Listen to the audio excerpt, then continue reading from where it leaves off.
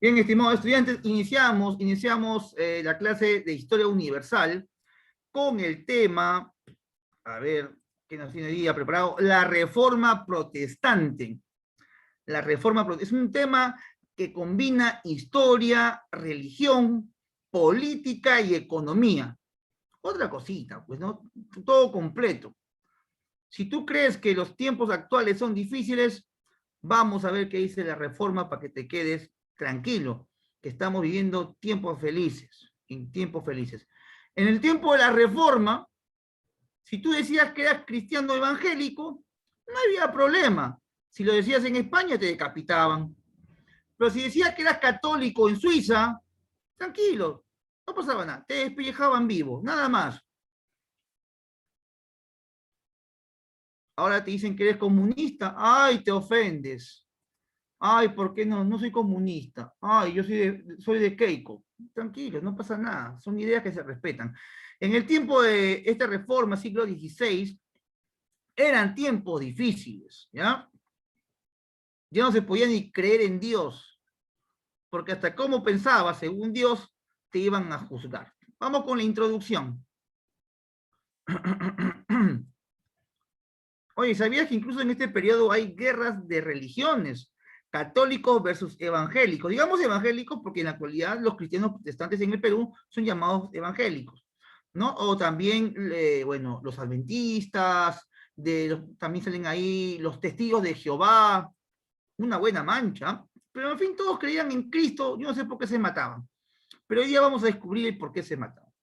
En realidad, el problema no era Dios ni la fe. En la reforma católica, en la reforma evangélica, en la reforma protestante, el problema no era Dios. Dios era el pretexto, Dios era la excusa. Siempre se ha dicho, cuando hay una guerra, el motivo normalmente es un motivo económico y se usa como pretexto la religión. La religión es un pretexto, es un modus operandis. ¿Bien?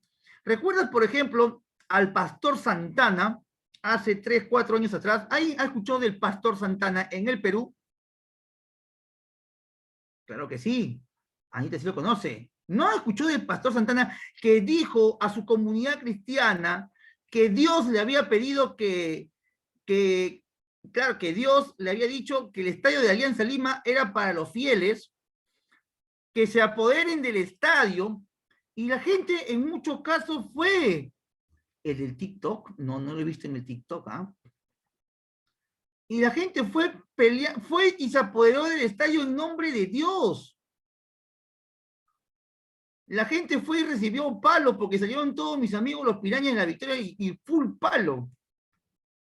Bueno, ese señor se aprovechó de las circunstancias, porque ustedes saben que el pastor Santana pertenece al partido Fuerza Popular y fue su aliado en las 2 últimas campañas.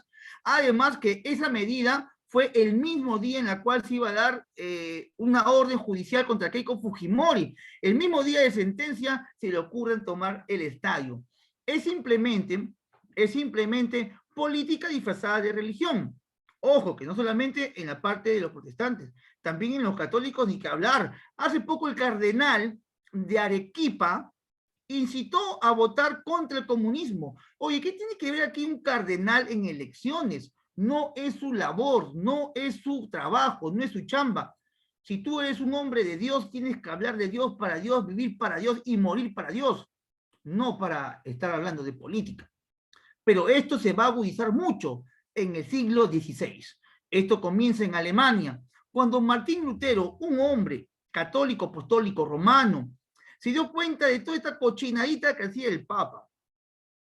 El Papa cobraba hasta por el perdón de los pecados. ¿Tú te imaginas? Claro que sí. ¿Te imaginas? Ojo, estoy hablando en general de cómo la política se aprovecha de la religión. Yo no digo que la religión sea mala, la religión es muy buena, pero vemos en el caso tanto católicos como protestantes que en ambos casos hay errores, ¿no? Hace poco lo de Santana y hace menos tiempo el cardenal de Arequipa, ¿no? O incluso Cipriani. ¿Quién no se acuerda de Cipriani? Que entró a la salita del zinc a recibir su propinita del tío Vladimiro. Entonces, la religión siempre, lamentablemente, se ve manchada por estos señores que no cumplen bien su rol. ¿Bien? Eh, el Papa, en el siglo XVI, les comento, hubo una división, hubo un problema entre los católicos de Occidente, católicos de Oriente. Los católicos de Oriente, que estaban en el Imperio Bizantino, habían logrado tener un auge económico y comercial muy grande. Tenían la iglesia más grande del mundo, la iglesia de Santa Sofía. Entonces, el Papa dijo, oye, yo no me puedo quedar atrás, yo también quiero mi iglesia gigantesca como Santa Sofía. Y crearía la catedral de San Pedro, o la Basílica de San Pedro. Pero para crear la Basílica de San Pedro necesitaba mucho dinero. Y este dinero lo iba a adquirir mediante impuestos. ¿Y qué mejor un impuesto que por el perdón de los pecados?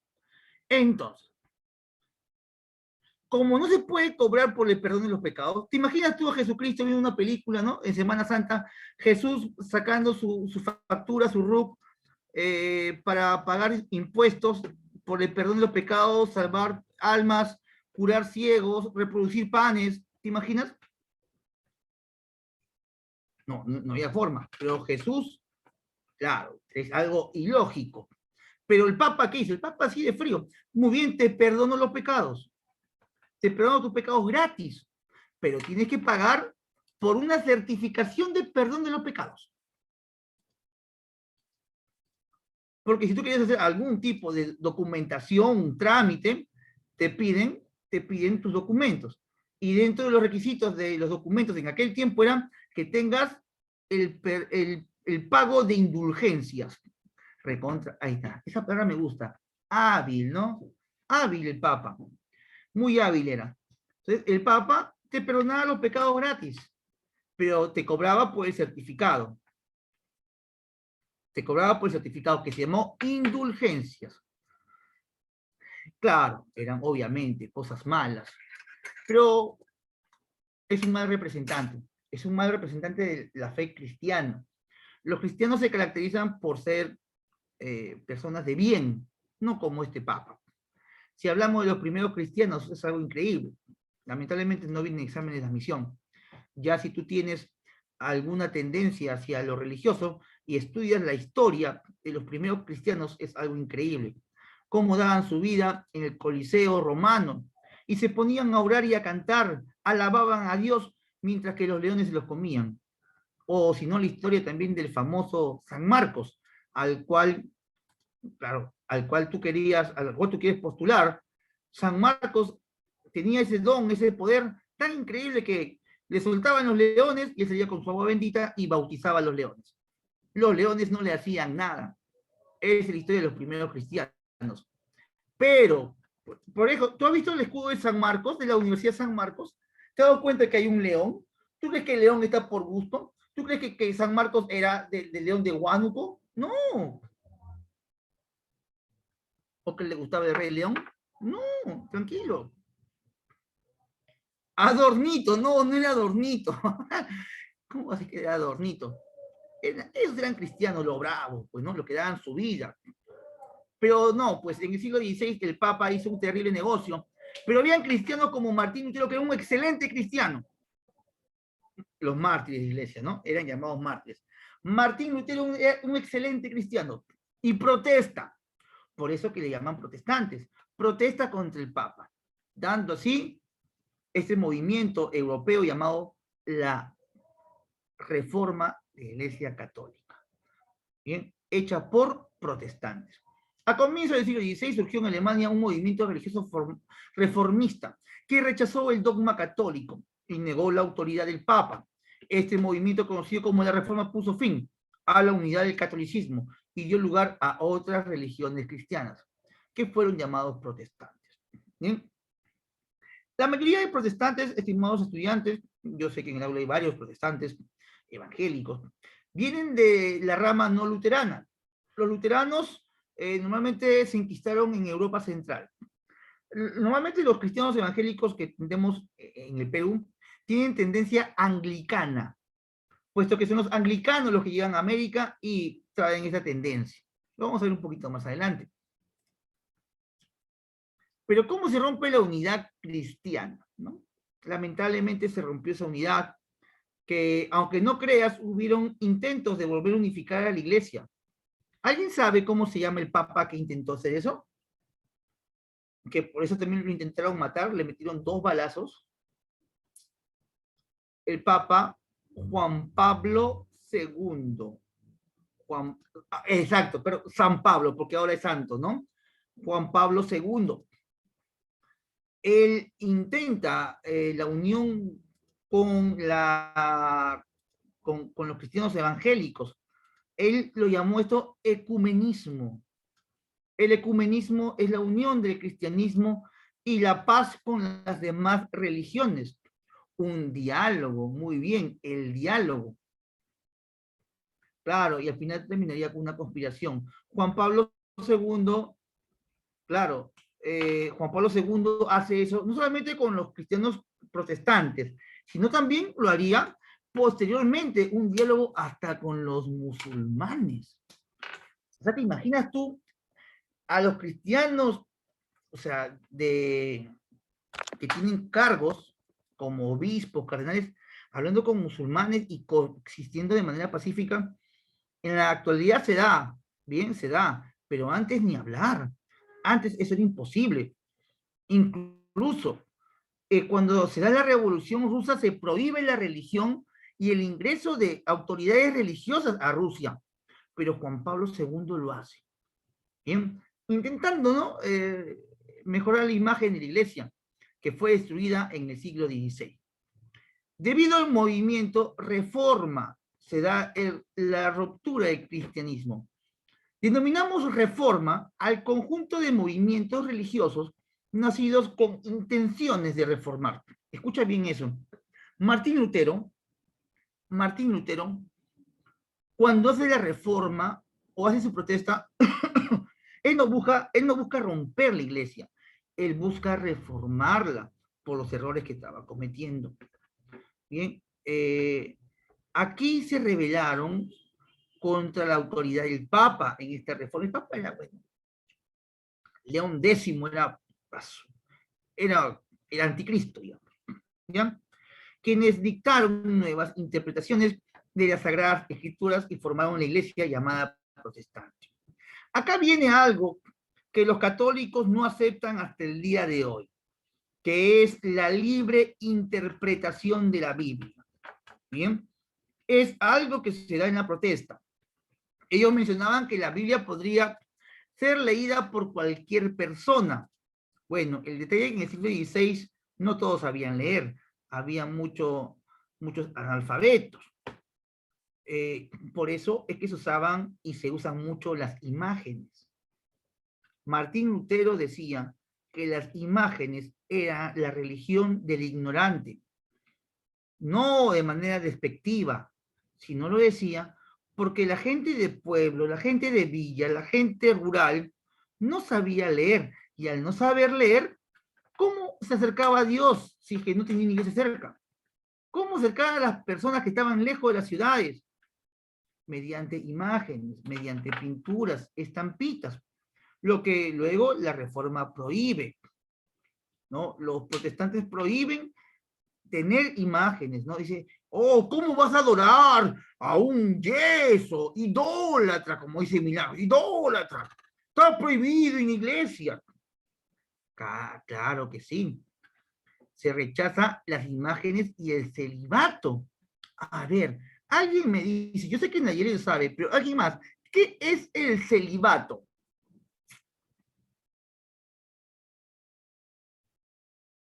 ¿Qué es el celibato? Claro, no se casan, no pueden tener familia. Eso no es normal. Un hombre sin familia, una mujer sin familia. Eso, eso no se puede, pues eso es antinatural. Casto. Bueno, una cosa es ser casto, otra cosa es ser castrado, ¿no? Tampoco te vayas a hacer la maldad, ¿no? Como castrado. Claro, supuestamente el hombre no tendría familia. No quiere decir que no tenga relaciones, porque al final los curitas en la Edad Media se escapaban con las monjitas, ¿ya? Y nada que Diosito, ¿no? Ellos cometían sus pecaditos. No te olvides que todos son no te olvides que todos son seres humanos y tienen derecho también a caer a los deseos de la carne. Así es, Mercy. Son consagrados a Dios sin tener familia. Normalmente eso no no se respetaba, ¿no? En Europa los padres tenían 5, 6, 8, 10 hijos. El alma concupiscible. Claro, sí, sí lo he escuchado ese término rebuscado en la teología. Bien, yo en un momento de mi vida pensé ser sacerdote, claro, pero cuando me dijeron, no, nada de familia, no, ahí me detuve, dije, no, eso no va conmigo, yo felizmente ahora sí tengo mi familia, así que, no, nada que ver con que no hay que tener familia. Es lo que detiene a muchos jóvenes, ¿no? De repente seguir una vida de celibato, una vida religiosa, al menos para los católicos. En el caso del cristiano evangélico, los pastores sí pueden tener su familia y demás, ¿no? Con respecto a la interpretación de las Sagradas Escrituras hay un detalle. El catolicismo menciona que no todos pueden leer la Biblia, porque todos no cuentan con la preparación adecuada para interpretarla. No es que tú abras la Biblia y venga el aire de la Rosa de Guadalupe y te ilumine y entiendas lo que dice la Biblia. Tienes que tener tú una cierta preparación, porque si no lo puedes malinterpretar, porque hay muchas personas que malinterpretan la Biblia y no se puede caer en eso. ¿Bien? La única fuente de la fe para ellos es la Biblia. Así es, eso es correcto, pero para el católico no. Según el Concilio de Trento, que vamos a verlo ahora, que está dentro de la Contrarreforma, la fuente de fe, aparte de la Biblia, también es la tradición católica. Claro, tener familia es tener herencia, por eso los evangélicos siguen de los israelitas esa concepción que está en la Biblia. Claro, así es. Claro, pero eso contradice a los católicos, porque según el dogma, ojo, que no digo que sea verdad, pero para el católico un dogma es un dogma, una verdad de fe. Jesús no tuvo hijos, entonces el sacerdote no tiene hijos.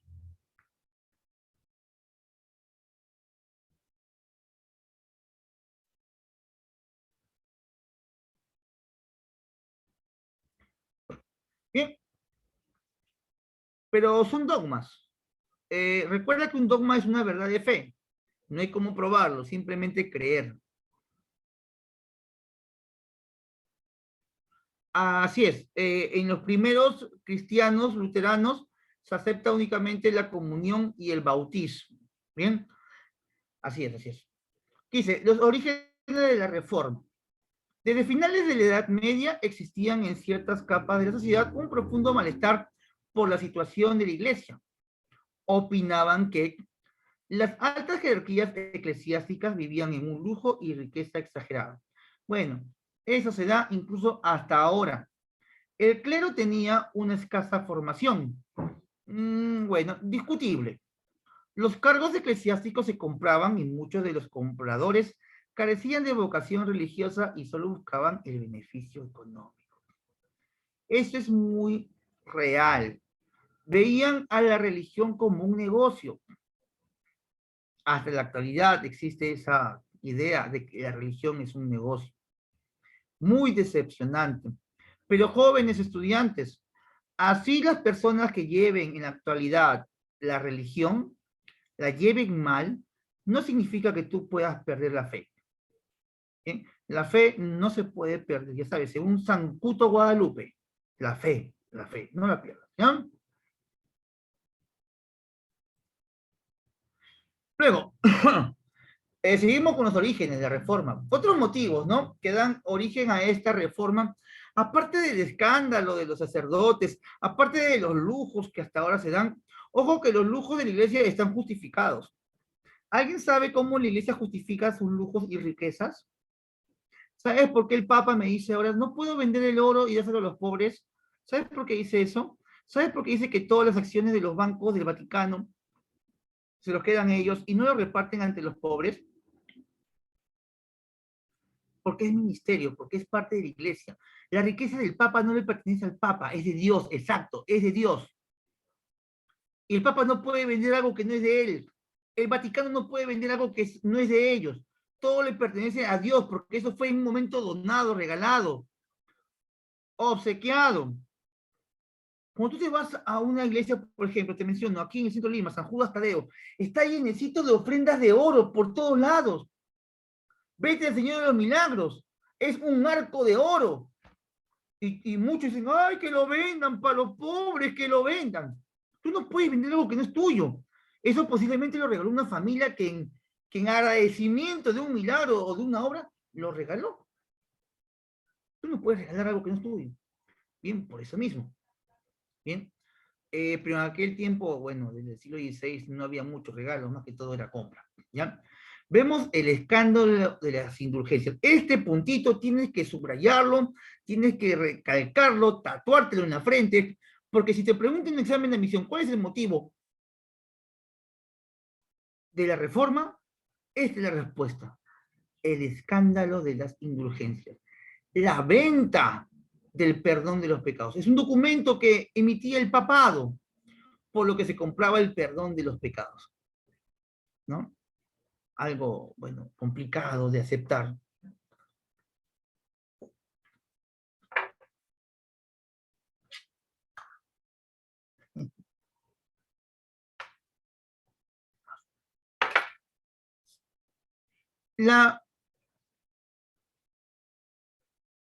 Porque dice, la expansión económica y apoderarse de las propiedades eclesiásticas. Mira, para el siglo XVI, sabemos, la Edad Media ya había terminado, muchas de las propiedades en Europa pertenecían a la iglesia. El Papa lo había comprado o se lo habían dado al Papa. Cada vez que alguien moría en Europa por una guerra, motivos de X, y no tenía herederos o hijos, automáticamente pasaba todo al Papa. En los estados como Suecia, Suiza, Francia, Inglaterra, había muchos terrenos que eran del Papa. Entonces, eso le fastidia mucho a los gobernantes locales. ¿Por qué va a ser del Papa si el Papa ni vive acá? Entonces, estos gobernantes locales van a buscar la manera o la forma de apropiarse de los territorios o terrenos de la Iglesia Católica. ¿Bien?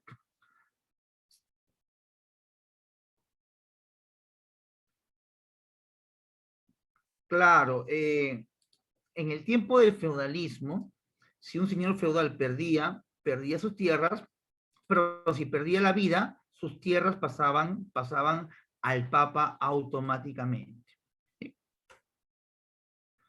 La angustia espiritual creada por el individualismo, el humanismo con sus críticas y las prácticas religiosas. Mira, acá viene algo interesante, el humanismo. Si bien es cierto, el humanismo critica a la religión, la critica como criticó muchas cosas en aquel tiempo. No significa que el humanismo esté en contra de la religión. Recuerda que el humanismo tuvo representantes muy cristianos, muy católicos. Podemos mencionar, por ejemplo, a Tomás Moro. Tomás Moro, inglés, defendió al Papa contra Enrique VIII. Tomás Moro, autor de Utopía. Bueno, Petrarca también fue auspiciado por el Papa. Dante Alighieri. Bueno, pues si mencionamos a todos los humanistas, bueno, también Erasmo de Rotterdam era holandés. Me imagino que él estuvo en contra del papado, porque en Holanda fue una gran cuna de protestantes. Y bueno, mencionar a todos también un poquito complicado, ¿no? Pero vamos a mencionar, por ejemplo, cuando tú ves una imagen del infierno, tú que eres católico, apostólico romano, o que tú que eres cristiano evangélico, o que tú que eres testigo de Jehová, tú has visto en algún momento la imagen del infierno, porque te lo enseñaron en láminas, qué sé yo, en un video, una película, y ves ahí, ¿no? Al cachudo, al malo, ves lleno de fuego, ¿no? Azufre. Las imágenes que tenemos en la actualidad del infierno no fueron creadas en la Biblia no tiene dibujitos. Todas esas imágenes pertenecen a la obra de Dante Alighieri, La Comedia, cuando habla de los 7 círculos del infierno. Bueno, eso yo lo descubrí cuando tuve una visita guiada a la Catedral de Lima, y nos explicaron que todos los dibujos, vete a la catedral, y cuando tú ves los dibujos del infierno, porque hay partes donde se significa el infierno, es parte de la obra La Divina Comedia. No por los dibujos de la obra, sino por la descripción que da la obra con respecto al infierno. ¿Bien? Entonces, el humanismo critica a la religión, pero no se la agarra contra la religión, sino el humanismo criticó muchas cosas en aquel tiempo. Ahí está, ahí está. Él es mi amigo, mi causa, mi batería, Martín Lutero. Dice aquí, momento cumbre. El 31 de octubre de 1517, el monje alemán de nombre Martín Lutero protesta contra la iglesia y su venta de indulgencias. Al publicar sus famosas 95 tesis en la Universidad de Wittenberg, Alemania. Martín Lutero es un tipo muy interesante. Ya le había escuchado, bueno, ustedes también en el curso de filosofía, sobre quién fue Martín Lutero. Este hombre que tiene muchas anécdotas con respecto al celibato, a las doctrinas de fe. Cuando yo comencé mi estudio en teología, al primero que leí e investigué fue a Martín Lutero. Debido a que yo tenía muchas preguntas, ¿no? Que se me habían sumado a lo largo de mi corta juventud. Ahora no, yo soy un hombre ya maduro, viejo, cuarentón. Pero en mis tiempos mozos, antes de ingresar a la universidad, yo me hacía muchas preguntas con respecto a la religión. Y me identifiqué con Lutero, ¿no? Que no estaba de acuerdo en muchas cosas, como la riqueza del Papa, la riqueza de las iglesias, la pobreza, la falta de caridad, las imágenes.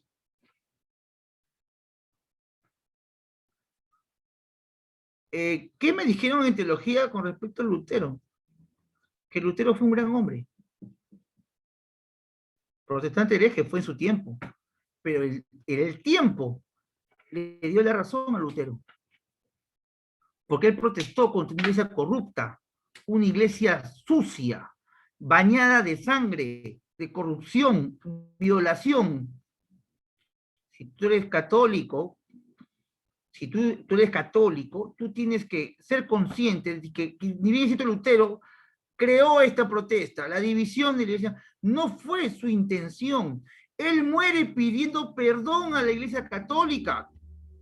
Él muere en llantos diciendo, yo no quise dividir la iglesia, yo quise reformarla, yo quise ayudar, pero hubieron otras personas que aprovecharon mi protesta para politizar la reforma. Y el que politiza la reforma de Lutero es Calvino. Calvino sí fue el vivo, el mosca, el rata, el palomía, el tipo ya muy sabido. Calvino, claro, la Iglesia Católica lo excomulga. Él le dolió en el alma ser excomulgado. Él fue excomulgado, pero bueno, como te voy a repetir, él no tuvo la intención de hacer este cisma. Él quiso ayudar, pero lamentablemente cometió errores. Y los políticos son los políticos, pues, ¿no? Aparece Calvino, quien era abogado, experto en leyes, que vio la oportunidad de meterse en religión, porque también era teólogo. Y crea su propia iglesia, la iglesia calvinista, que sinceramente en el siglo XVI pasó a destruir la iglesia católica estaba destruida totalmente por la obra de Calvino. Lutero simplemente quería sacar el poder al Papa, reformar algunas cosas como por ejemplo, ¿no? El celibato, la unción de los enfermos, cosas que él no estaba de acuerdo. Muchos de los protestantes actualmente mencionan que está mal el uso o creer o ver imágenes. Pero Martín Lutero, bueno, entre sus frases que pude yo leer en un momento determinado de mi vida, mencionaba que las imágenes son vitales para la religión, porque al pobre que no sabe leer, que no puede ir a misa, ¿cómo recuerda a Diosito? ¿Cómo recuerda a Papá Lindo? Lo recuerda mediante una imagen. Por eso era importante. ¿Sí? ¿Las imágenes son constitucionales? Sí, claro que sí. Ojo que la imagen, recuerda, según el Concilio de Trento, una imagen no se adora. El católico no adora imágenes. Por favor, sáquense esa palabra, porque siempre dicen, ay, el católico adora imágenes. Oye, un momentito, el católico, yo no adoro un pedazo de yeso, y mucho menos a un cartón. A la imagen se le respeta, porque representa a algo o a alguien, simplemente. O sea, una imagen de la Virgen, de la Santísima Virgen María, representa la imagen de la Virgen. Yo nunca voy a decir, es la Virgen, porque no es la Virgen ya, pues, está en los cielos, qué sé yo. Pero no es la misma Virgen. O creer en el Señor de los Milagros. ¿Vale? Sí, pero las imágenes han ido cambiando a lo largo del tiempo. Claro que sí, las imágenes han ido evolucionando como toda la religión ha evolucionado. No, vamos a seguir viendo esto para que podamos observar un poquito más. Chicos, ¿tienen alguna pregunta? Me hacen recordar mis tiempos, aquellos de discusiones teológicas. El punto central siempre Martín Lutero y Calvino. Ya con Calvino vamos a ver un poquito más extenso. ¿Quién era Martín Lutero? Nacido como Martín Luther, después cambiado a Martín Lutero, como es conocido en alemán. Tiene la fecha de nacimiento. Fue un teólogo, fraile católico, agustino y reformador religioso, en cuyas enseñanzas se inspira la reforma protestante. ¿Qué es ser un agustino? No que vivas aquí en el Agustino, por Puente Nuevo, no. ¿Qué es ser un agustino?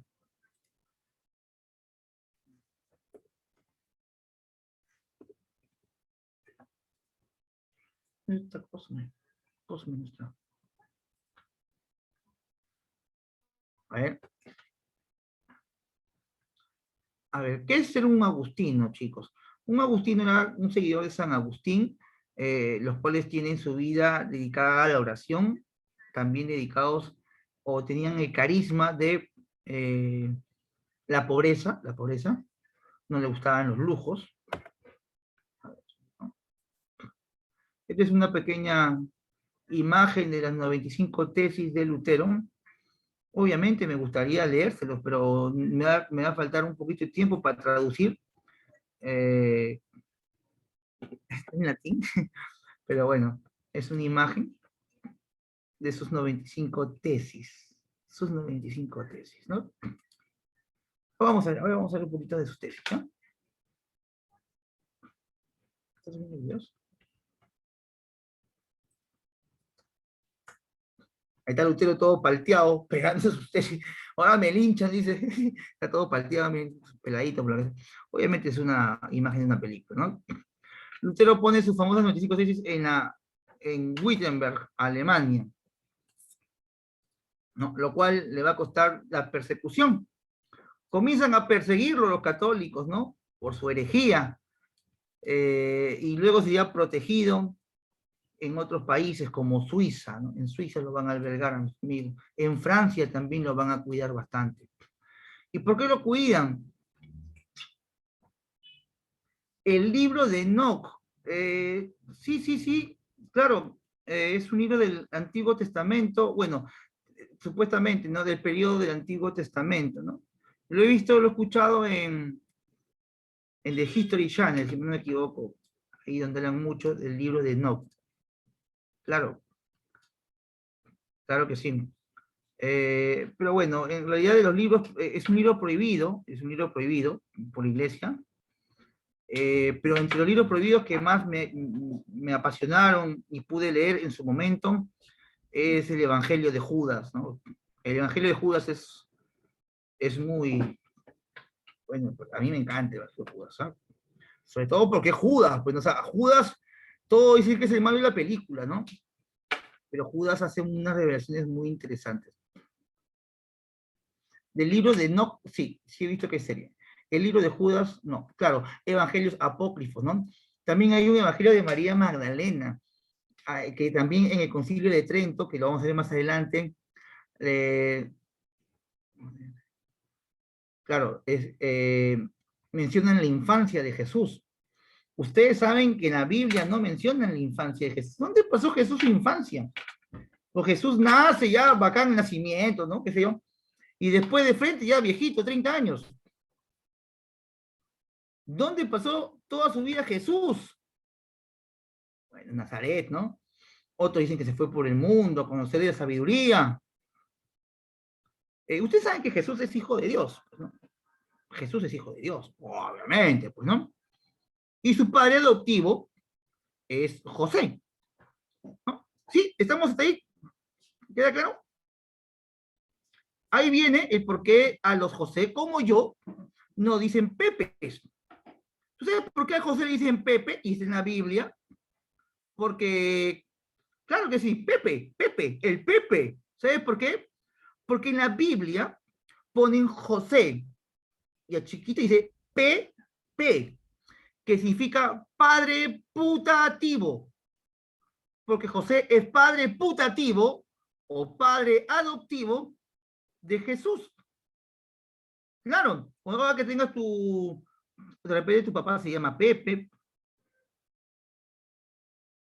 tu amigo se llama José, oye, tú eres Pepe, y eso está en la Biblia, o sea, sorpréndelo, porque abre tu Biblia y dice José, dice Pepe, padre putativo de Jesucito, porque Jesucito, Jesús, nuestro Dios, es hijo de Yahvé, o hijo de Jehová, como quieras decir. Bien, su infancia de Jesús está narrado en el Evangelio de María Magdalena. El Jesús, ¿no? Dice que como Jesús era muy inquieto, como todo niño, porque era hombre y Dios a la vez.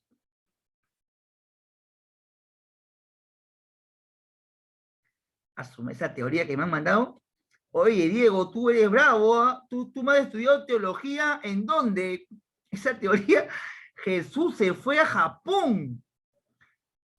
Carlitos, lo acabas de matar a tu compañero. ¿Cómo vas a decir que es la teoría de Disney? Eres malo, ¿ah? Tú no tienes sentimientos, qué frío que es. Ya. Mucho History, sí, chicos, lamentablemente History Channel se ha transformado en muchas teorías un poquito locas.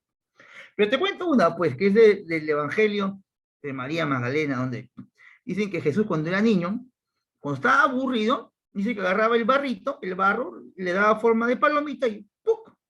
Lo hacía volar. Y Jesús creaba vida, tú te dices, hijo de Dios. Ya, más respeto con Jesús, ¿ya? A ver, Jesucito agarraba barrito, hacía formitas de palomitas y ¡puc! ¡Puc! ¡Puc! Creaba vida. Y ahí venía María, la mamá, y le llamaba la atención. Oye, Jesús, ¿qué haces creando vida? Entonces, esos escritos fueron prohibidos, porque confundirían a la gente común y silvestre, a ustedes no, porque obviamente ustedes son preuniversitarios, tienen cierta preparación. Pues te imaginas, pues, ¿no? Una película de Jesús creando monstruitos, duendecitos, ¿no? Porque ese hijo de Dios crea vida. O a veces le daba su berrinche también a Jesús, porque era un niño. Era un niño. Le daba su berrinche, agarraba el pollito de mamá y ¡clac! Le cortaba, le doblaba el cuello y lo mataba. Venía María y le llamaba la atención. Jesucito, tú no puedes matar a los animalitos. Entonces, como Jesús era hijo de Dios, le ponía la manito y los resucitaba. Esos escritos sí existen. Bien. Ya, listo. Les he comentado esos textos apócrifos como anécdota. Acá me ponen si hay una película cuando estaban en Egipto, los botaron de allí. Se ve cuando él ve orar a los egipcios y se caían sus oídos. Ah, sus cosas fuertes, ¿sabes? Pero son cosas que están escritas. Eso están en los libros apócrifos o libros prohibidos de la Iglesia Católica. Se cuentan que hay cientos de esos libros escritos por los primeros cristianos, por los mártires de la iglesia cristiana. Claro, y son fuentes para los demás libros. Con el Concilio de Trento, que lucha contra la reforma, buscan establecer los libros ya definidos para una Biblia, se dan cuenta que estos libros se pueden volver locos. Entonces, mejor, ¡pum!, hay que esconderlos. Y solamente 4 libros del Nuevo Testamento se iban a aprobar, ¿no? ¿Cuáles son los libros del Nuevo Testamento, chicos? Ustedes que son católicos, cristianos. Bueno, acá de repente en el aula hay un musulmán, también hay judíos. Claro, eso de que Jesús tuvo hijos, bueno, es una mala ¿Los evangelios cuáles son, Messi? ¿Son 4 evangelios? Hay 4 evangelios. Marcos, ya, 1, Lucas, Juan y Mateo. Pero con respecto a los hijos de Jesús, ahí viene. No, hay un momentito, o sea, todo es posible. O sea, yo no estuve ahí, tú tampoco estuviste ahí. Los que escribieron la Biblia, o separaron los libros de la Biblia, los separaron con un fin. ¿Ya? Bien. Con respecto a los hijos de Jesús, hay que tener en cuenta algo, señores. En la Reforma se dice que no tuvo hijos. O sea, los católicos dicen no, pero los protestantes dicen sí, en algunos casos. Porque en la Biblia dice, cuando Jesús estaba en la cruz, le dice a Juan, cuida a tu madre, a María. O en otras partes de la Biblia, llama a los apóstoles con el nombre de hermanos. Y eso no es porque la palabra hermano tenga el mismo significado que ahora. Estamos hablando de hace 2000 años. Estamos hablando del tiempo de Palestina, un tiempo rodeado por romanos, con tradiciones diferentes. Ahí no había la palabra sobrino, con cuñado, batería, no. Ahí se llamaban hermanos. Claro, Juan es otro, claro que sí. Causa, nada que misoli, nada de eso. Todos eran llamados hermanos. Bien. Alguna de sus 95 tesis, Lutero lo máximo, Lutero. No es por nada, pero Lutero me da pena que haya muerto de una manera tan triste. Mira, Messi, para mi parecer, Jesús no tuvo hermanos. Según mi interpretación de la Biblia. Yo he estudiado 3 años Biblia, ¿sabes? Según mi percepción. Hay otras personas que, bueno, dicen que sí, hay que respetar. Supuestamente no, según base científica y científica histórica, no tuvo. No tuvo hermanos, según base histórica. Bueno, otros dicen que sí, bueno, pues hay que respetar, porque por Jesús, claro, claro. Ah, muy bien, qué bonito. Entonces, tú sostienes que no tuvo también, ¿correcto? ¿Sostienes que sí tuvo, sí tuvo? Ah, ya, sí, no, no, ya, no, exacto, o sea, yo también sostengo que no tuvo, que no tuvo hermanos. Pero ahí viene la interpretación de la Biblia.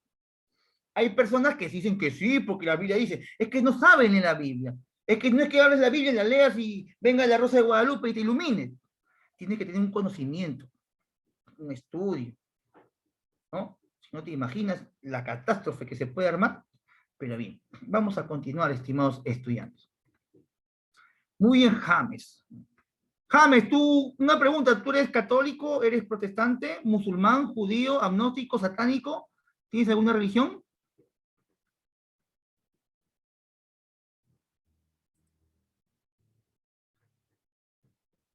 Ah, Diego, eres budista. Ah, ya, Carlos. Ah, tú eres emo. Ah, ya, emolientero. Muy bien. Ah, ya está. Cristiano. Nayeli satánica. Otro es budista. Peor que satánico. Eres queiquista. Qué miedo. Así, así sí te votamos. Testigo de Kamisama.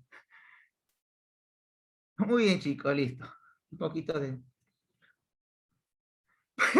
Yorka no sabe que... Yorka, eres humano, eres un ser humano. A Messi, cristiana católica, apostólica y romana. Excelente. Claro, o sea, yo he aprendido mucho en el tiempo de mi estudio bíblico, es que hay que respetar siempre todas las posiciones, ¿no? Así yo sepa que tenga la razón. Si no le diría, como decía mi expresidente, demuéstrenlo pues, estudiantes. Julio es maradonismo. Ah, este sí ya está quemado. Julio, lo sacamos del aula, hay que sacarlo. Ahí está. Declaraciones fuertes, ¿no? Hay que bañarlo. Bien, chica, bien. Excelente. Vamos ahí. Alguna de las 95 tesis. Por lo tanto, cuando el Papa habla de remisión plenaria de todas las penas, significa simplemente el perdón de todas ellas, sino solamente el de aquellas que él mismo impuso. Lo que es un trabalenguas, pero intenta dejarlo mal, lo deja mal el Papa. Pues. De modo que el Papa no remite pena alguna a las almas del purgatorio, que, según los cánones, ellas debían haber pagado en esta vida. ¿No? Porque todo se paga en esta vida. Porque la caridad crece por la obra de caridad y el hombre llega a ser mejor. En cambio, no lo es por las indulgencias, sino a lo más liberado de la pena. Y dando a entender que las indulgencias no te van a liberar de nada. Puntos fundamentales. La salvación se debe solo a la fe y no a las buenas obras. ¿Ustedes creen eso? O sea, ¿ustedes creen realmente que tú te puedes salvar solamente por tu fe? Yo considero que no.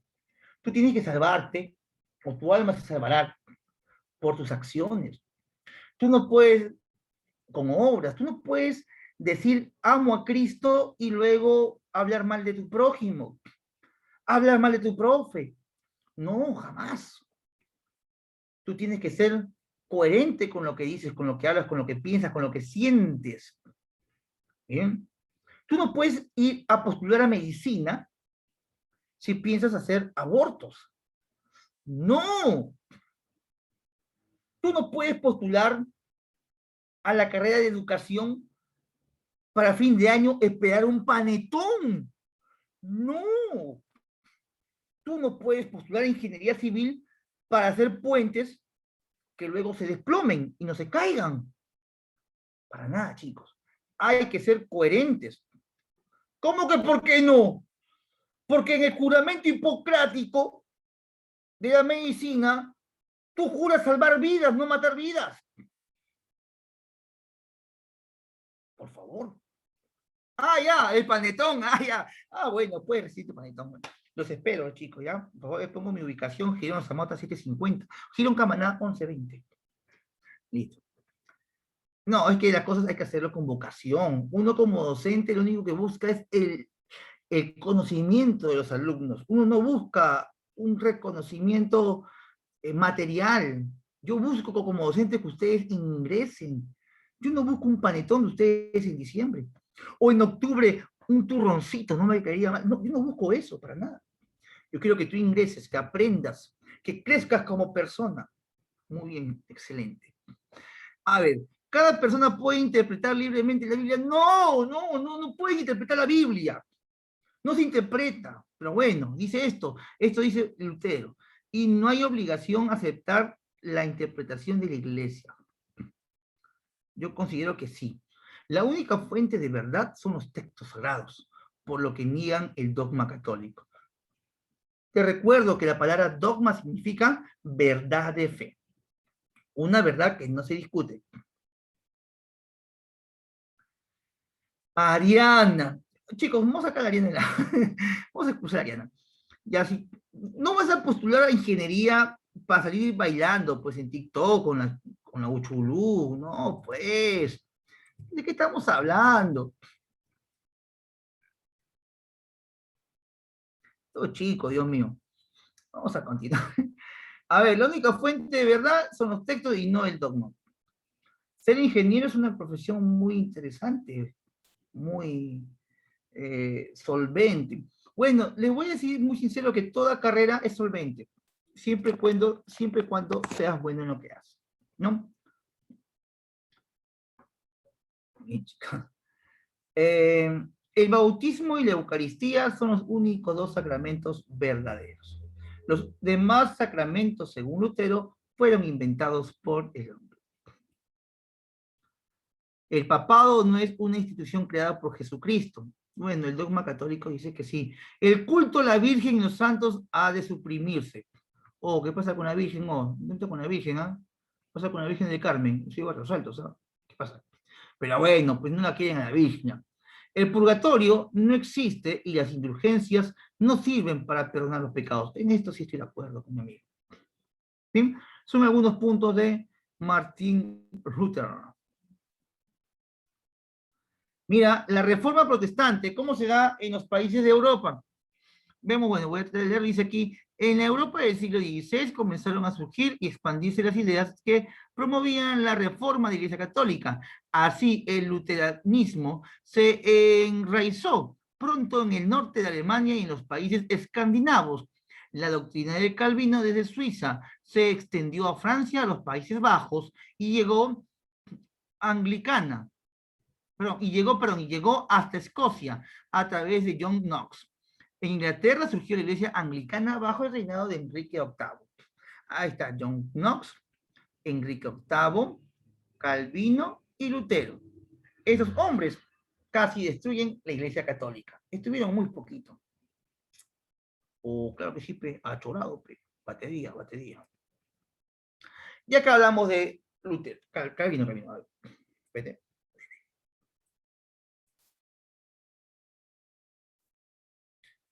Lo pongo aquí, ¿no?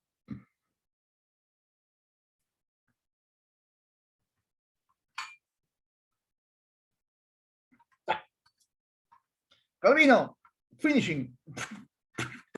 Ya.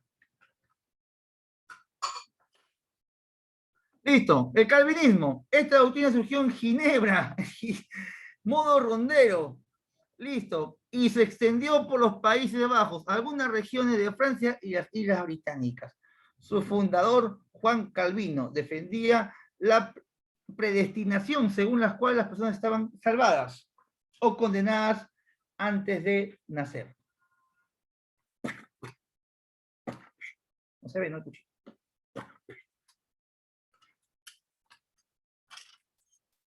¿Qué pasó hoy? ¿Qué pasó? Listo. Calvino, está muy moja, Calvino hace su reforma basado diciendo que, bueno, pues, ¿no? Que cada gobierno tenga su propia religión. Calvino va a incitar a los gobernantes de aquel tiempo a que tengan su cristianismo local. ¿Y qué es la obligación de los gobernantes? Dar préstamos a la sociedad en nombre de Dios. Ahora las nuevas iglesias ya no van a pedir diezmo. Ahora ellos van a dar préstamos. Porque la Biblia no dice, el Estado y el gobernante están obligados a dar préstamos. Ojo, que si yo te doy préstamos en nombre de Dios, tienes que devolver el préstamo con intereses. El 10 a 20% de interés. Ojo, si no me das, si no me pagas, me quedo con tus tierras. Oye, ¿te imaginas tú un gobernante? ¿Qué opina del diezmo? Bueno, es un tema, es dinero, pues, ¿no? Es dinero, o sea, el diezmo es dinero y combinar religión con dinero para mí no es muy aceptable, ¿no? En aquel tiempo se utilizó, no con un fin muy bueno, pero también hay que reconocer que hubieron cosas buenas, ¿no? No todo fue malo.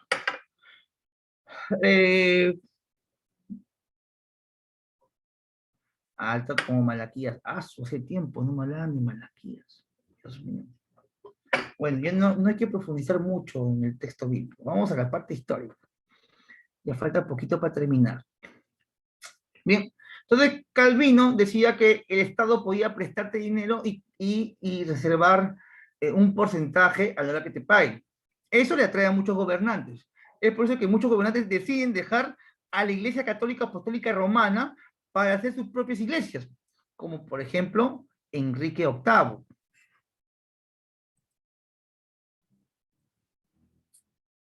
Que dice, bueno, acá está el nombre completo, que era un francés teólogo, acá faltó poner también que era abogado, era abogado.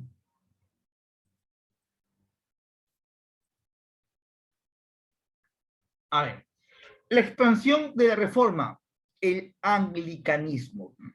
El anglicanismo fue creado por el rey de Inglaterra, Enrique VIII, el cual se separó de la iglesia católica apostólica romana porque estaba en un problema de faldas. Este señor quería casarse por cuarta vez. Al final se casó creo que 6 veces. Pero el Papa le negó el divorcio. Esto molestó al rey Enrique VIII. Y bueno, pues si el Papa no me quiere divorciar, yo creo mi propia iglesia y yo mismo me divorcio y me vuelvo a casar. Dando así, en ese momento, el paso para crear el anglicanismo, es decir, la religión propia del país de Inglaterra.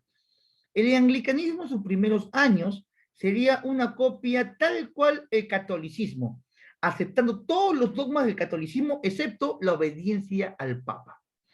Enrique VIII quería casarse con una señorita llamada Ana Bolena.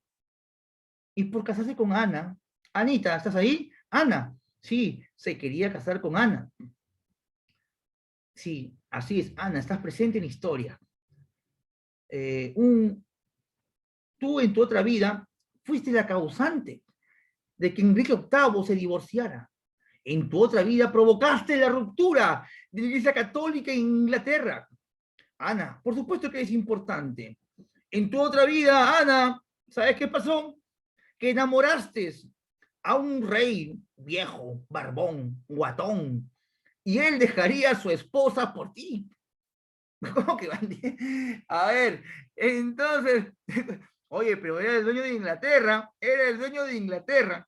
Entonces, bueno, pero nunca faltan varones. Eric, escucha esto. Cuando tu amigo quiera dejar su familia por tu sugar daddy, cuando quiera dejar su familia por una chiquilla, por una niña, un adolescente, porque los hombres mayores tienen esa cosa, ¿no? Sí, eh, los hombres mayores tienen esa tendencia a fijarse en menores. Hablamos, sí, sí, sí, sí. Eh, los amigos tienen que salir ahí. Eric, escucha.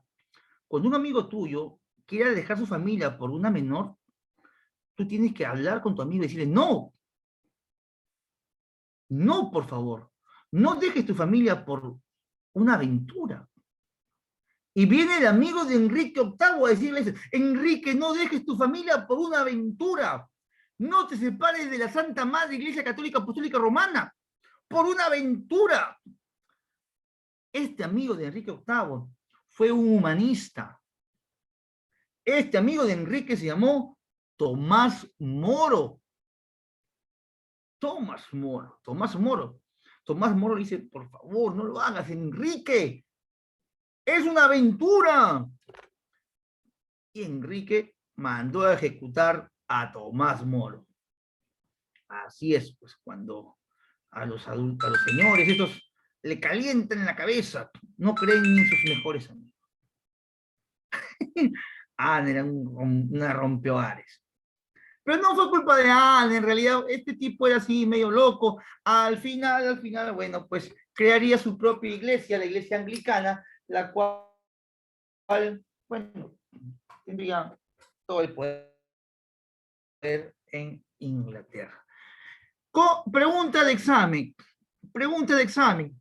¿Cómo se llama el documento en la cual se oficializa el poder de los reyes ingleses sobre su propia iglesia? Es una carta, ya venía un examen de admisión.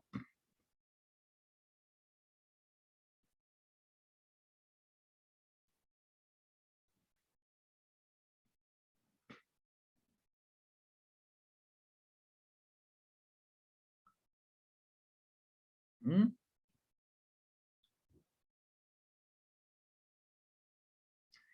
Apúntelo porque creo que no está en la diapositiva, es la Carta de Supremacía.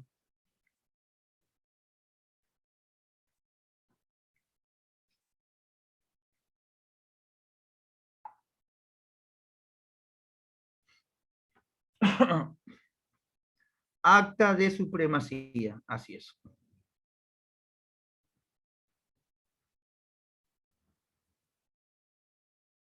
¡Ay, está mi Enrique! Anita, mía, chequea ese cuerazo.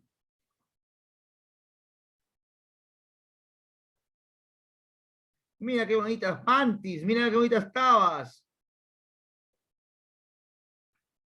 Se porte, ¿no? Más de 100 kilos de puro amor.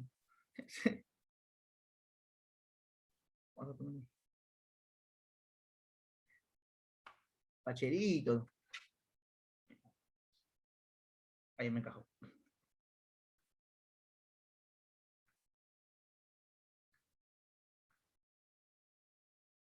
Bien, Enrique VIII, rey de Inglaterra y señor de Irlanda, fue el segundo monarca de la Casa Tudor, famoso por haberse casado 6 veces.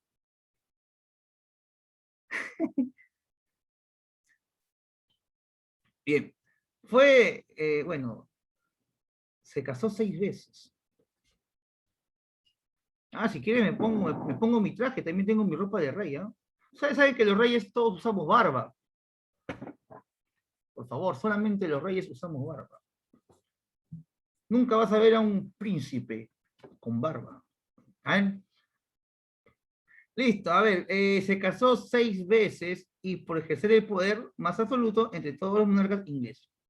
Entre los hechos más notables de su reinado se incluye su ruptura con la Iglesia Católica Romana y su establecimiento como cabeza de la Iglesia de Inglaterra o Iglesia Anglicana. Ahí está. No. A ver, ¿quieres tomarme foto ahí con el rey? A ver, déjame acomodarme, a ver.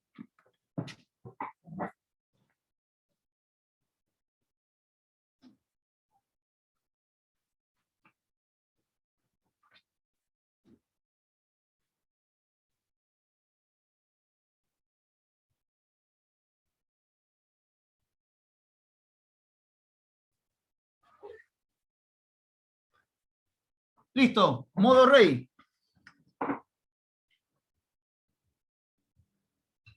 Ahí está, listo, modo rey. Esto es una herencia de mis antepasados. Yo también soy parte de la nobleza. Ahí está. Listo, facherazo, güey. Ah, no, mejor me saco esto. Ya, listo. Después me van a hacer memes si no quiero eso.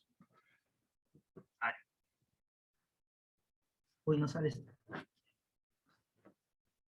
Ya, listo, continuamos. Uy, los stickers, pobre de ustedes que lo vean con stickers.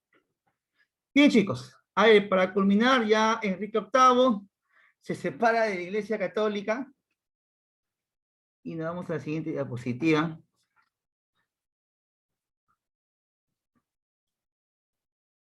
Vemos la expansión de la reforma. Los stickers, al primero que vea un sticker lo saco del grupo, van a ver, sinvergüenzas. A ver, a partir de 1540 la división religiosa... No, por favor chicos, más respeto, más respeto. Esto es exclusivo para mis alumnos que están en clase.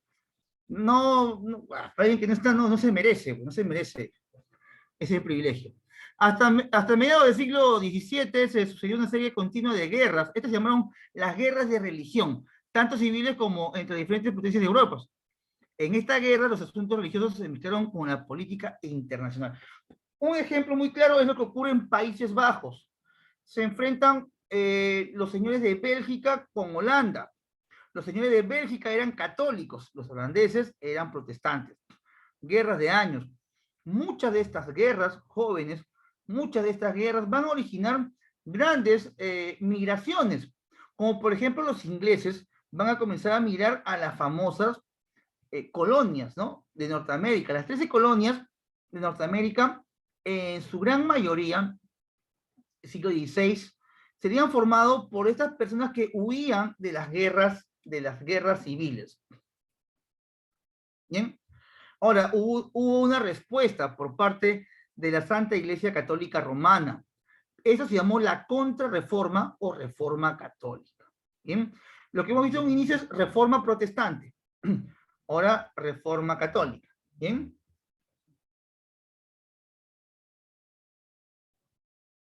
Bien, listo. La Contrarreforma. La Reforma Católica Contrarreforma fue un movimiento de reforma dentro de la Iglesia en respuesta a la Reforma Protestante de Martín Lutero, que la había debilitado. Denota el periodo de resurgimiento católico desde el pontificado del Papa Pío IV hasta el fin de la Guerra de los 30 años en Francia. Sus objetivos fueron renovar la Iglesia y evitar el avance de las doctrinas protestantes.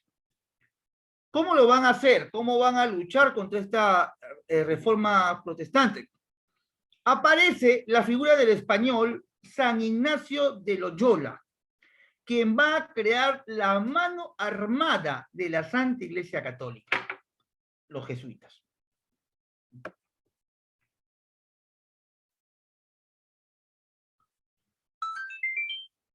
Bien, el Concilio de Trento fue un concilio general ecuménico de la Iglesia, reunido entre 1545 y 1563, en el pequeño pueblo de Trento, en los Alpes, que aprobó una serie de decretos doctrinales con respecto a los dogmas. Ojo, dogmas son verdades de fe. Un dogma de la Iglesia Católica, por ejemplo, sería aceptar que la Virgen María es virgen. Es un dogma de fe. Yo te doy mi ejemplo. Yo soy católico. Yo sé que por ciencia, la Virgen María no puede ser virgen. No por el hecho que estuvo con José, porque José pudo haber sido el padre de Jesús, sino porque el simple hecho de dar a luz a un niño ya pierde la fe. Pero el dogma de fe, el dogma católico me dice, no, es virgen. Entonces yo no lo discuto, porque es una verdad de fe. Las verdades de fe no se discuten, simplemente se creen y yo calladito. ¿Eh? A ver, ¿qué más dice aquí?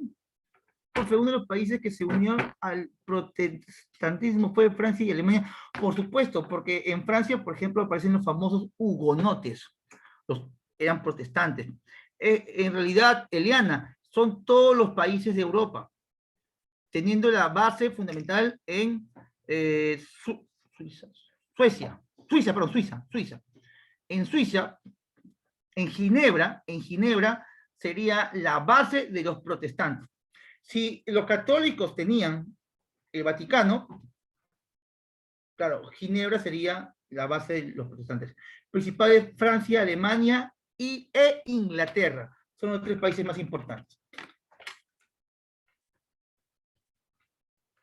El Concilio de Trento fue convocado por el Papa Pablo III, y estableció una jerarquía efectiva de supervisión para garantizar que el clero y los laicos observaran las nuevas normas de disciplina y ortodoxia que se esperaba de ellos. Estas medidas, junto con la Inquisición y las guerras de religión, pretendían detener el avance del protestantismo, infundir un nuevo entusiasmo y confianza a los católicos. Hacia 1650, más de 2/3 de Europa prestaba de nuevo obediencia a la Iglesia de Roma. La Reforma Protestante, en conjunto, solo conservó su influencia en el norte. ¿Bien? O sea, fue un chasquido, ¿no? Y luego volverían al catolicismo. ¿Cuáles son las reformas del concilio? Primero, se confirmó la doctrina religiosa de la Iglesia, dándole mayor cabida a su Biblia, porque hay una Biblia protestante y una Biblia católica. No creas que todas las Biblias son iguales. Los cristianos evangélicos tienen la Biblia llamada la Biblia de la Reina Valera. Reina Valera. Mientras que la Biblia de los católicos es la Biblia Vulgata. Vulgata viene de vulgar, que significa común, es decir, de todos. Vulgata. La diferencia exacta es conjunto de libros. Los libros de la Biblia católica tienen, si no me equivoco, 7 libros más, 7, 15 libros más. pero bueno, no te van a preguntar en un examen cuántos libros más tienes, sino simplemente la Biblia Vulgata tiene mayor cantidad de libros, comparado con la protestante. Otra diferencia entre la Vulgata y la Reina Valera es que en la Reina Valera, la palabra, el nombre de Dios es Jehová. Y la Vulgata, el nombre de Dios es Yahvé. Se van a traducir en varios idiomas. Además, también van a dar participación a los laicos, ¿ya? Los laicos serían las personas que no estaban viviendo en celibato, pero tenían un compromiso de fe.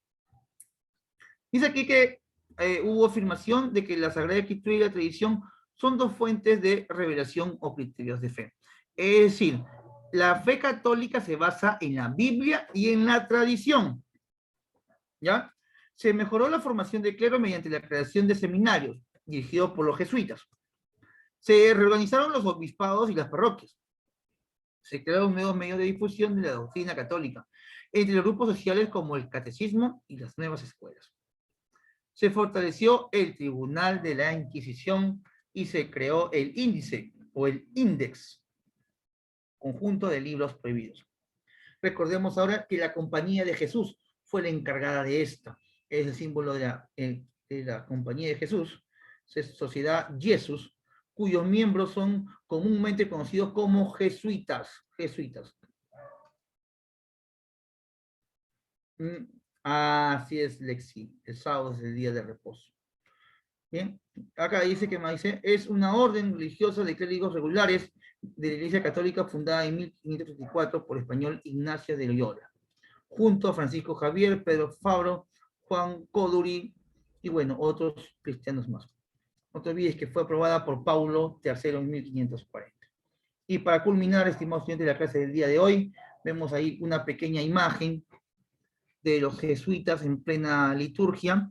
Y esta estatua que, bueno, la vi simpática, la puse en la diapositiva, representa a un sacerdote jesuita en el Canadá. Bien, porque los jesuitas son los que descubren o los que van a poblar el país actual de los jesuitas. Claro que sí, los jesuitas hicieron grandes cosas, pero también tuvieron errores. ¿Ya? Es un tema aparte de eso. Ahora sí, jóvenes, nos vamos a nuestras...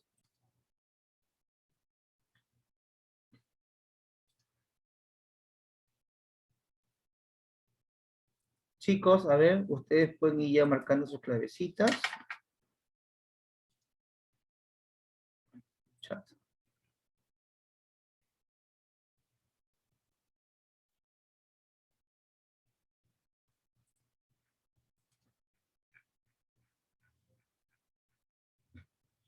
Ahí tienen, chicos, más teoría para que puedan ir leyendo. La reforma en Alemania. Acá hay muchos más datos que es importante que lo leas. Yo te voy a pasar, obviamente, las diapositivas, pero yo te voy a recomendar que más que las diapositivas, que es el trabajo que tenemos los profesores, para explicar un poco de manera más didáctica, te recomiendo que leas el texto que se te entrega por los PDF. Están bastante completos, ¿sí?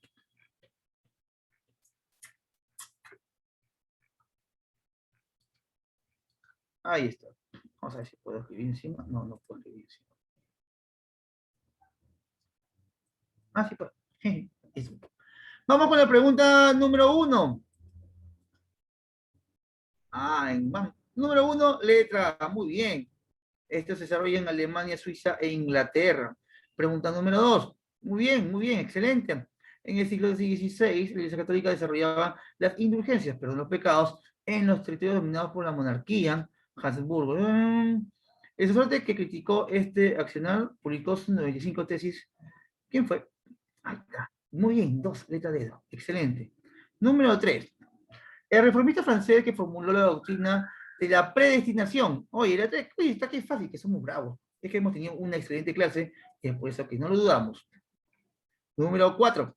Tras su ruptura con el papado romano, la monarquía inglesa realizó las gestiones para consolidar una iglesia nacional. La acta de supremacía, lo que te decía, ¿no? Lograron consolidar la reforma. A ver, pongo el número y letra. discutido. ¿La B o la D? Oye, es la letra D, papichulo. Ahí está, dos dedos. Anglicana, anglicana. Muy bien, vámonos con la pregunta número 5. Número 5. Ah, ya, de frente, la B. A ver, en las reuniones del Concilio de Trento, las grandes cardenales y obispos acordaron una lucha frontal contra los críticos del culto católico. Como parte de esas medidas se estableció el índice, el cual consistía en el catálogo de libros prohibidos. Muy bien, muy bien, muy bien, Milagro, Jason. Muy bien, Mauricio. Diego, Nayeli, muy bien. Luego de una fuerte crisis social tras una larga lucha religiosa, el emperador Carlos V de Habsburgo reconoció la ruptura de la unidad cristiana a ver, 6, es Habsburgo, no, es dieta de World, ¿ya? Bebecita, 6 bebecitas. 7, la reforma luterana no solo fue apoyada por la burguesía, sino también por una importante de los nobles alemanes. ¿Qué buscaban? ¿Qué buscaban los nobles alemanes? Número 7. ¿Una religión más justa? No, a ellos no les importaba la religión. Destruir una forma de religión para garantizar su poder. Ah, la B puede ser. No, listo. 7C, tiene 7C. Secularizar tierras. ¿Qué es secularizar? No te olvides que secularizar es alejar de lo religioso, ¿no? Hacerlo político. Número 8. La advertencia. Siguiente. Serán eternamente condenados juntos con los maestros. Oye, los maestros conmigo. Aquellos que crean estar seguros de su salvación mediante una carta de indulgencias. Pues señalado por Martín Lutero. Muy bien. Número 9. Te quieres ir a almorzar. Número 9. Los problemas internos de la Iglesia Católica que se constituyeron como antecedentes de la Reforma Protestante en el siglo XVI fueron enfrentados en un proceso denominado Reforma Católica, también conocido como Contrarreforma. Uno de los problemas más importantes era, ¿cuál era el problema importante? Vamos con la 9, pregunta 9.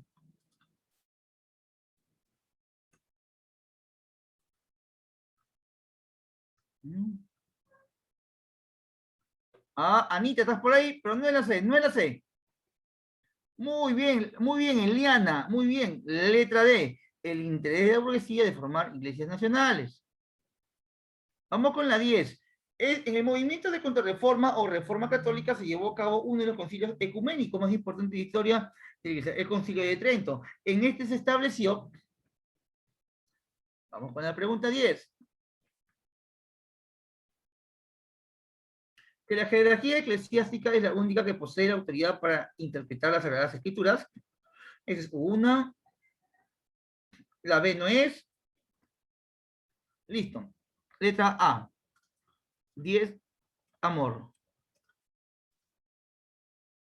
11. Esta pregunta es de eco. ¡Qué miedo! Vamos con la 11. Llamamos predestinación el consejo eterno de Dios por el cual Él ha determinado lo que quería hacer de cada hombre. Porque Él no los crea a todos en condición semejante, sino que ordena a uno para la vida eterna y a los otros para la condenación eterna. De tal manera, según el fin para el cual ha sido creado el hombre, decimos que está predestinado a la muerte o a la vida. Aquellos que Él ha llamado a la salvación, decimos que los ha recibido con su gran misericordia, sin prestar consideración alguna a la propia dignidad de aquellos. Por el contrario, están excluidos de la vía de la salvación todos aquellos que Él quiere lanzar a la condenación. Y esto se hace en virtud de su juicio oculto e incomprensible, siendo que es justo y equitativo. Juan Calvino. De acuerdo a las palabras de Calvino, es posible deducir que su doctrina postulaba que, oye, qué fácil.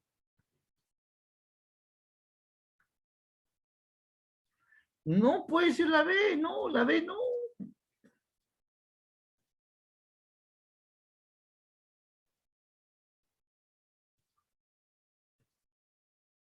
Recuerda que él habla de la predestinación. O sea, todo está predestinado, no importa lo que tú hagas en tu vida, igual tú, si Dios te hizo para que seas salvado, te salvas, así seas malo o bueno. Claro, letra A, no todos los hombres han sido creados en igual condición, porque la salvación considera actuar, la actuación, no importa cómo actúes, tú ya estás predestinado. Vamos con las 12. En su obra, A la nobleza cristiana de la nación alemana de Martín Lutero, criticaba tres fundamentos de la Iglesia: la superioridad del pontífice sobre los príncipes y los soberanos, el derecho del Papa a ser el único intérprete de las Sagradas Escrituras y la primicia del Papa sobre el concilio. Estos juicios llevarían en última instancia a que el luteranismo en particular y el protestantismo en general, a ver, ¿cuál sea tu clave?